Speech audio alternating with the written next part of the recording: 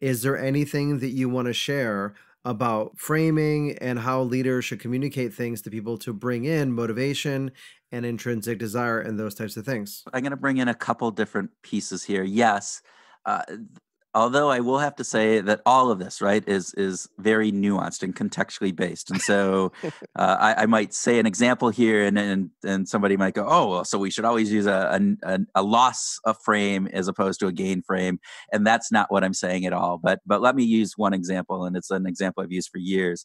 There was some research done. They are trying to get college students to register for a class early by August 1st, right? And so they put in a 15% discount if you registered before August 1st.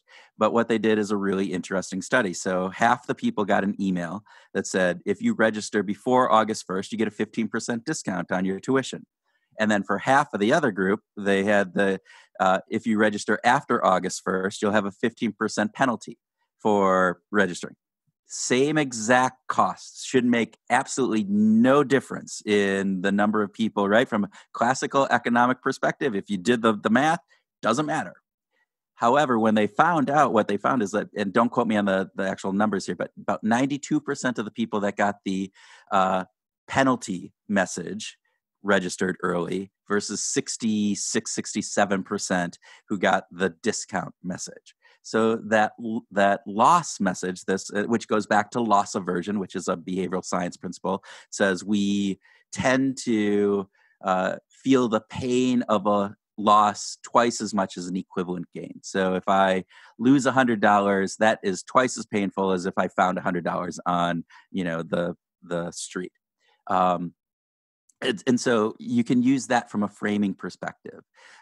But I will say that, and then, again, you go back and you go, well, all right, so I should always use a negative loss message when I'm trying to convince people to do something. And that's not always the case, because depending upon the culture within the organization, a negative messaging can double down on people's fears, and you can get into analysis or paralysis within that. And so then they don't move.